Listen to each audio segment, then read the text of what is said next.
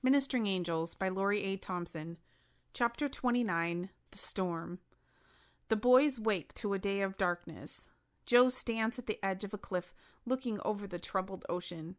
He senses that the dark clouds and windy and stormy ocean are but a stirring of a fury soon to be unleashed on the island. Carl walks up and stands by Joe. Joe turns to him and says, "We need to prepare the island for a storm." As he turns to look back at the ocean, he remarks, "This is going to be a big one." The boys are directed to seal up the island cave. Boys approach the openings from inside and outside the cave to seal them tight. The boys have never dealt with a storm of this magnitude. Only the entrance at the top of the cave has ever been sealed. It took all hands and extra instruction to complete the assignment. Nathan and the animal boys work together. They are assigned to amply stock food and water supplies to sustain them until the storm blows over. A basket of fruit carried in by Nathan is the last of the items. He slows up his pace and watches on as the boys begin to close the last opening. One last boy rushes in, triggering Nathan's memory. "Stop!" Nathan yells, dropping the fruit, running over to the boys who are closing the entrance. He nudges the boys at the opening, demanding their attention. Hey, stop!" Nathan yells as he grabs one of the boys' arms and pulls him from the large enclosure. Nathan runs back inside at a frantic speed, searching for Joe. Whizzing past some of the boys and running into others, Nathan only stops a couple of times to ask where Joe is. Finally, Nathan bumps into Carl, who directs him to where Joe is standing. "Joe," Nathan states loudly, jumping up into his face so Joe can't ignore him. "Joe, Dan is still out there," Nathan states with a worried tone. "Nathan, he's underground. He'll be fine until the storm blows over," answers Joe.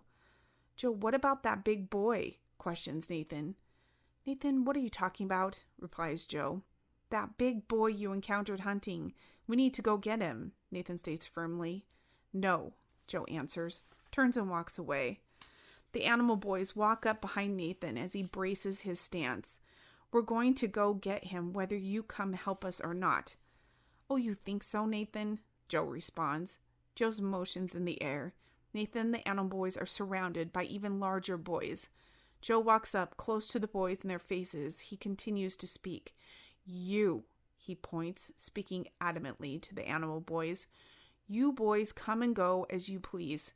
I had to place other boys at Aiden's place to tend to those animals. This is not the time to have thin help. We have work to do. You, Nathan, I have let you choose your own work, but no more. Because of your absence, we were never warned of this storm. You never relied on me," Nathan defends himself. "Whether I did or didn't doesn't matter. It's what you do," Joe barks back. "Close those doors," Joe yells across the room. No one leaves, and no one comes in. This cave is sealed. "That boy is one of us," Nathan tries again to persuade Joe. "He has never been in this cave.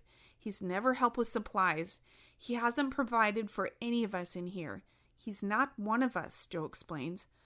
A memory flashes in Nathan's mind of a scene of boys dancing around the fire. One of the boys stood tall above all. "Yes, he is." "What?" Joe states, confused and short-tempered. He's tired of the chatter and wants to get back to work. "He was with us when we first got here," Nathan states, assuming Joe will remember. "Nathan, whatever nonsense you're speaking of doesn't change what we have to do now. I have a storm to contend with. If you want to do anything, do something that will help us now." Joe motions in the air, releasing the boys surrounding Nathan and the animal boys. "Now get back to work and help the other boys," Joe orders. As soon as Joe is out of sight, Cain taps Mark and Nathan, then leads them away. Cain stood facing the wall of the cave, smacks it with his hand and says, "Let's go." Mark and Nathan look at each other and then back at Cain. All three of the boys know they are capable of walking through the cave wall. None of the three boys know how. They don't have time to doubt. "Don't think of the wall," Cain instructs. "I think if we want to be outside, we can be." Mark and Nathan once again look at each other and then back at Kayan. Right, Mark states in agreement to the plan.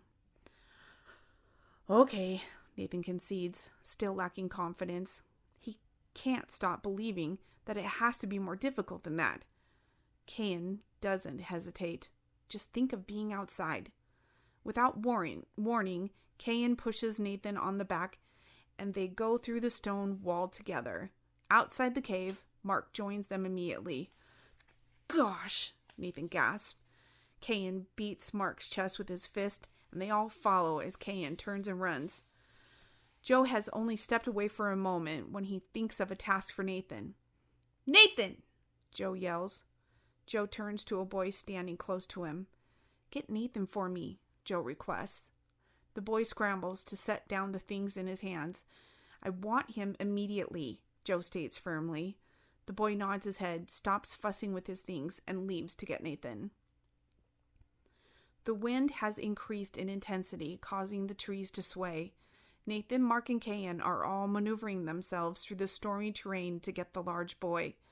Trying to quicken their journey, they utilize the ropes that hang from the treetops. The bend of the trees jerk their bodies and jostle the vines, making treetop travel too dangerous. With only a few cuts and bruises, the boys return to the ground for a safer trek. The boy returns to Joe without Nathan by his side. He's not here, the boy states to Joe. Joe's face expresses the rage that is instantly triggered. He knows just where to look for Nathan. End of chapter 29.